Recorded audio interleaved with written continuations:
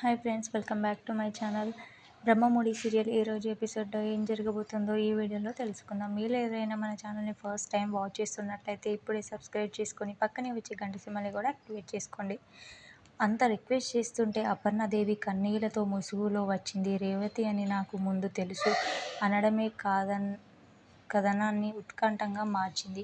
రుద్రానితో సహా అంతా బిత్తరపోతారు. అపర్ణాదేవి మాటలకు నా కూతుర్ని నేను గుర్తుపట్టలేనా?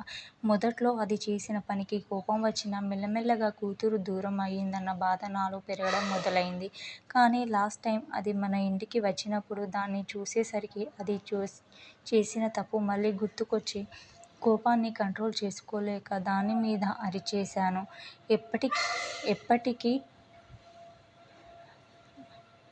ఎప్పటికీ తన తప్పు తెలుసుకుంటుందని అనుకున్నాను. కంట్రోల్ చేసుకోలేకపోయాను. కోపాన్ని కంట్రోల్ చేసుకోలేక దాని మీద అరిచేశాను. ఎప్పటికీ దాన్ని క్షమించకూడదు అనుకున్నాను. కానీ ఒకరోజు అనుకోకుండా నా మనవడ్ని తీసుకుని దాని ఇంటికి వెళ్ళాను అంటూ అపర్ణాదేవి ఏడుస్తూ చెబుతుంది.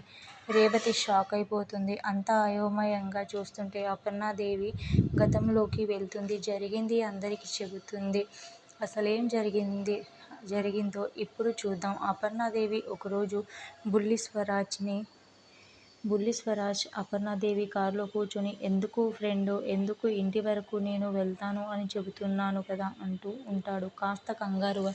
గతంలో ఏం జరిగిందంటే బుల్లి స్వరాజ్ అలా కంగారుగా మాట్లాడుతుంటే అపర్ణాదేవి అలిగినట్లుగా చూస్తూ ఏంటి ఫ్రెండు, ఎప్పుడు ఇంటికి అని అడిగినా వద్దు వద్దు అంటావు. ఏదైనా సీక్రెట్ దాచిపెట్టావా అంటుంది అనుమానంగా. సీక్రెట్ అందుకుంటుంది ఫ్రెండు. మా అమ్మ తెలియని వాళ్ళతో ఫ్రెండ్షిప్ చేస్తే తిడుతుంది అంటాడు బుల్లి స్వరాజ్. తెలియని వాళ్ళు కాకుండా ఉండాలంటే ఒక్కసారి పరిచయం చేసుకొని, పైగా నేను నీకన్నా పెద్దదాన్ని కాబట్టి నువ్వు నాతో ఉంటే సేఫ్గా ఉంటావని మీ అమ్మకు క్లారిటీ వస్తుంది.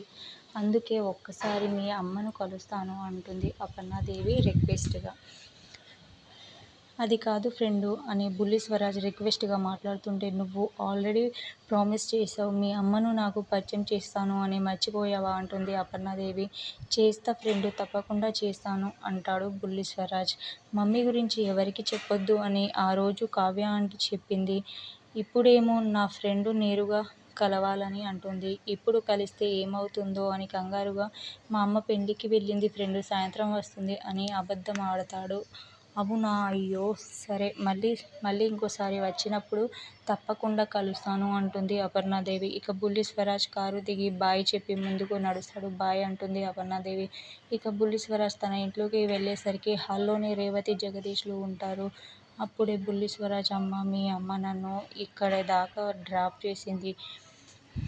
నిన్ను కలుస్తాను అని ఒకటే పంతం పట్టింది. నేనే మీరు లేరు అని అబద్ధం చెప్పి వచ్చేశాను అని చెప్పడంతో రేవతి గుండెలు పట్టుకుంటుంది. అయితే ఇంతలో అపర్ణాదేవి తన కారులో బుల్లి స్వరాజ్ వాటర్ బాటిల్ మర్చిపోయాడు అని గమనించి ఇచ్చిద్దామని బుల్లి స్వరాజ్ ఇంటి వైపు అడుగులు వేస్తుంది.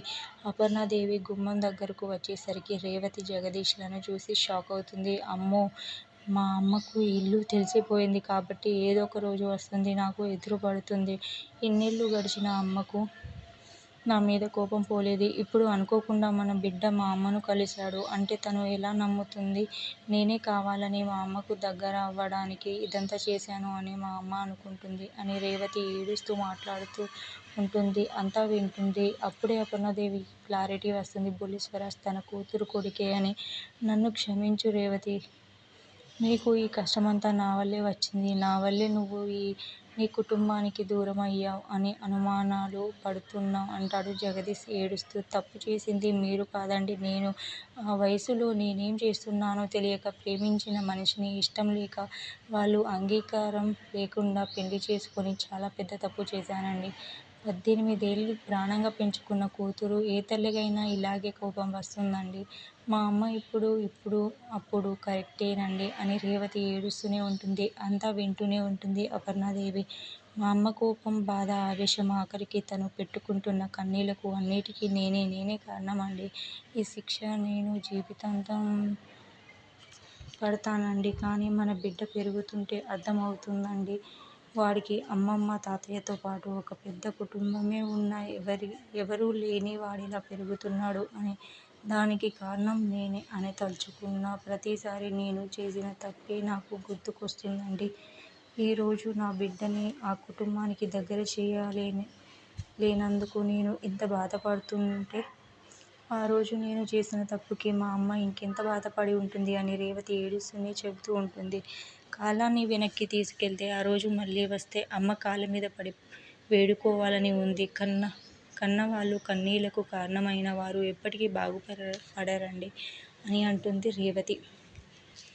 ఇక వెంటనే అక్కడితో ఫ్లాష్ బ్యాక్ ముగుస్తుంది. ఆ రోజు జరిగింది అంతా అపర్ణాదేవి ఇంట్లో అందరికీ చెబుతూ ఉంటుంది. అంతా అల్లాడిపోతూ అపర్ణాదేవి వైపు చూస్తూ ఉండగా అపర్ణాదేవి రేవతి దగ్గరకు వెళ్తుంది. కన్నీళ్లతో ఆ రోజు నిన్ను చూశాక, నీ మాటలు విన్నాక నాలోని కోపం, బాధ అన్నీ అక్కడే మర్చిపోయాను అంటూ ఉంటుంది. నువ్వు చెప్పింది నిజమేరా రాజ్. ఒక మనిషిని మనం ప్రేమిస్తున్నామంటే తప్పుల్ని కూడా ప్రేమించగలిగేంత ప్రేమగా ప్రేమించాలి. కానీ నా కూతురు తప్పు చేసిందన్న కోపంతోనే దూరంగా వెళ్ళిపోమని శిక్షించాను. కోపంలో అన్ని మాటలు అన్నా మళ్ళీ నా కూతురు ఎప్పుడు తిరిగి నా ఇంటికి వస్తుందా, రానివ్వు అమ్మా అని మళ్ళీ ఎప్పుడు అడుగుతుందా అని ఎదురుచూశాను. ఒక్కసారి అడిగితే చాలు, తిరిగి దాన్ని నా గుండెల్లో పెట్టుకోవాలని అనుకున్నాను అని అపర్ణాదేవి ఏడుస్తూ చెప్పగానే అమ్మా అని రేవతి అపర్ణాదేవిని హత్తుకుంటూ ఉంటుంది.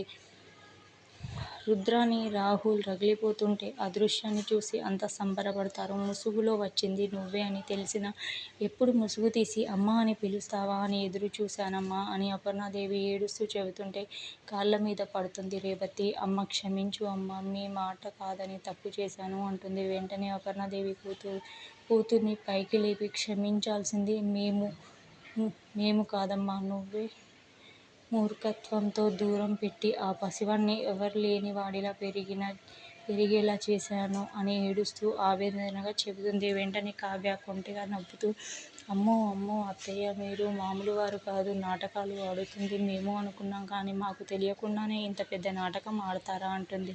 ఇందిరాదేవి కూడా నిజంగానే నువ్వు ఎక్కడ రేవతి, ఆవేశపడతావో అని భయపడి చచ్చానే, నీ మనసులో మాట నాకైనా చెప్పొచ్చు కదా అంటుంది అలిగినట్లుగా.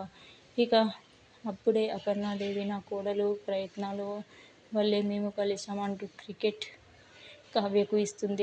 క్రెడిట్స్ అన్ని కావ్యకు ఇస్తుంది. వెంటనే రాజ్ అలిగినట్లుగా హలో, అక్కను ఇంటికి తీసుకొచ్చింది నేనే అంటాడు. దాంతో భువనేశ్వర్ నేను అబద్ధాలు చెప్పకపోతే మనం ఇలా కలిసే వాళ్ళమే కాదు అనడంతో అపర్ణాదేవి వాణ్ణి కూడా ముద్దాడి కూతురు